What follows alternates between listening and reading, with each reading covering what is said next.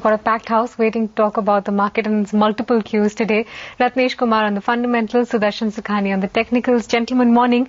Ratnesh, one word first on the event that is looming ahead of us, the credit policy, and how much that may impact the market, you think?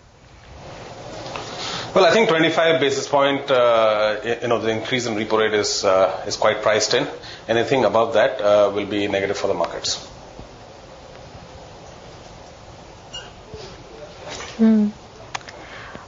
Just one word as well, Ratnesh, on the TCS numbers. I mean, you just heard what the management had to say about the rest of this year. But generally, how are you feeling about the two big guns from technology so far? Well, right now we are overweight on IT services, simply because, we have been expecting a certain amount of turbulence, as far as the global macro as well as the sentiment is concerned. And I think IT within that context is going to be one of the better sectors to own till this time as that is completely cleared out. We think that could take 3 to 4 months time. And, like for the sector itself, it is definitely seeing a decent, revival in volume growth. And I think the main challenge which they need to sort of take care of is on the currency side, but definitely on the business, the demand side and the volume side is definitely getting better. Historically, what we've seen with these companies, these are very well managed companies, and they often manage to take care of some of the challenges which come through, like currency or some of the macro related things. So right now we are definitely overweight, especially given the context that over the next 3 to 4 months it could be a relatively challenging period for the markets. Morning, Ratnesh. How are you reading the global turf right now? Because their turbulence has picked up with first Goldman Sachs, then the sell-off in China yesterday. Do you think some more edginess is creeping in, or the market will be able to deal with this round? No, I think Indian market should be able to deal with it. I think any kind of a correction or, negative fallouts that you might have from these kind of things, that will definitely attract additional buying, especially from the institutional side.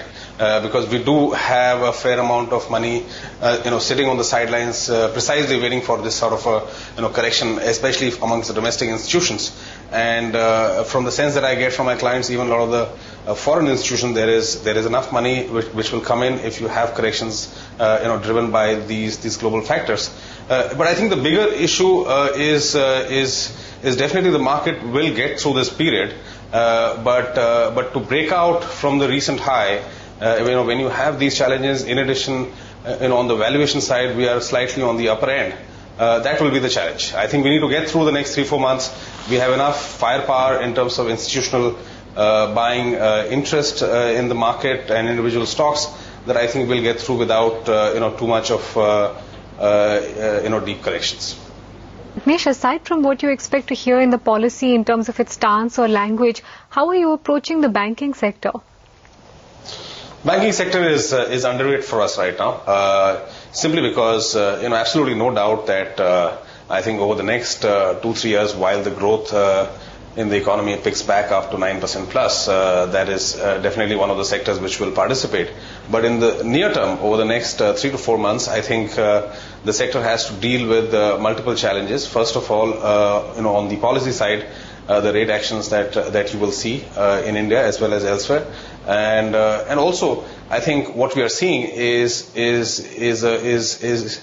a gradual recovery in credit rather than a very rapid rebound to 20% plus levels. So in the interim, what you will find for the banking sector is the headwind of policy rates going up and the business growth coming in, recovering on a slow basis. So that is obviously going to make the competition remain high and margins basically a lid on the margins. So for the time being, we are underweight. I would look at banking sector if you have a consolidation or a correction in the market, which of course I believe that it is going to be short-lived, but as you have that, it is going to be one of the sectors which will underperform actually. Ratnesh, how would you position yourself in this space, the global commodity space, metals and oil and gas? I'm quite negative on commodities right now. On a portfolio basis, I would definitely recommend an underweight.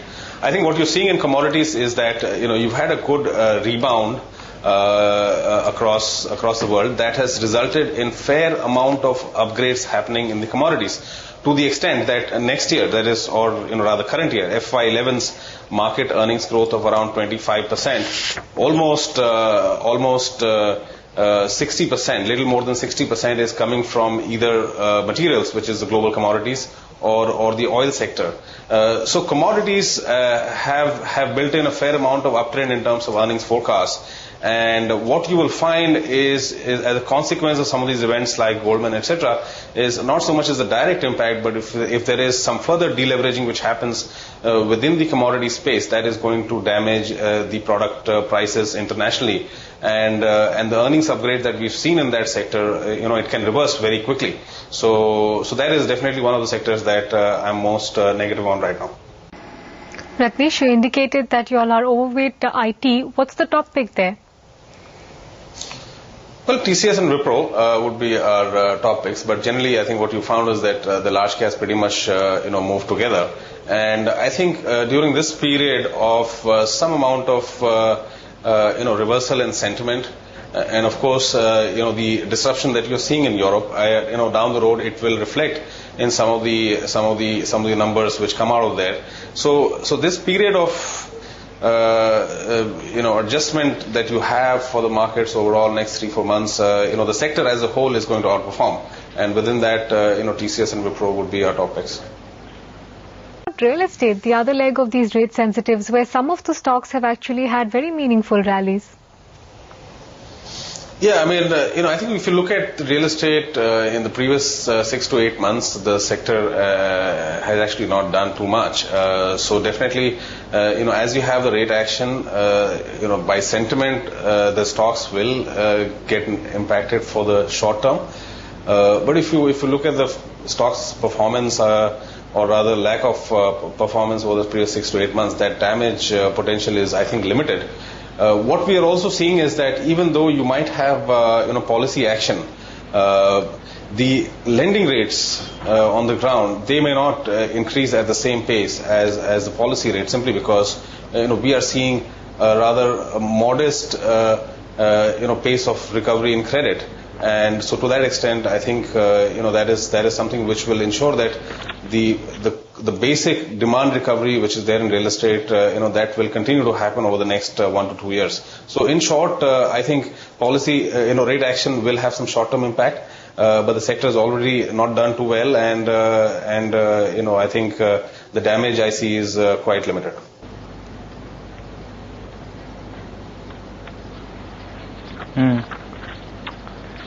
Ratnesh, so which is a higher possibility in your eyes, a probability in your eyes right now? A range-bound market with limited upside, or a 10% kind of correction from these levels? Well, I think tempting thing always is to expect a range-bound market, because that's the easiest thing to do, but unfortunately that rarely ever happens. So I think you have some capping factors for the market in terms of valuation and some of the headwinds which are there globally.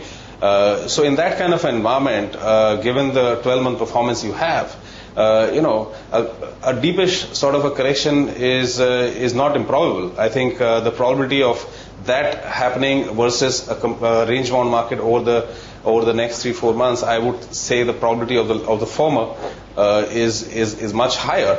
But at the same time, as I mentioned earlier, I think you have a very, very significant amount of interest in India. From the global sort of institutions point of view, as well as domestically, you still have some firepower, with institutions. And in fact, I think a lot of them have been waiting for this correction. So as you see that correction, I think what you will probably find is that it is going to be very short-lived, because that money is going to try and come in to take advantage of that opportunity. Because while we're expecting FY11 to be sort of a transition year in terms of the GDP growth, from FY12 onwards, definitely, there is every likelihood that we go to 9% plus GDP growth, and a lot of people want to take advantage of that.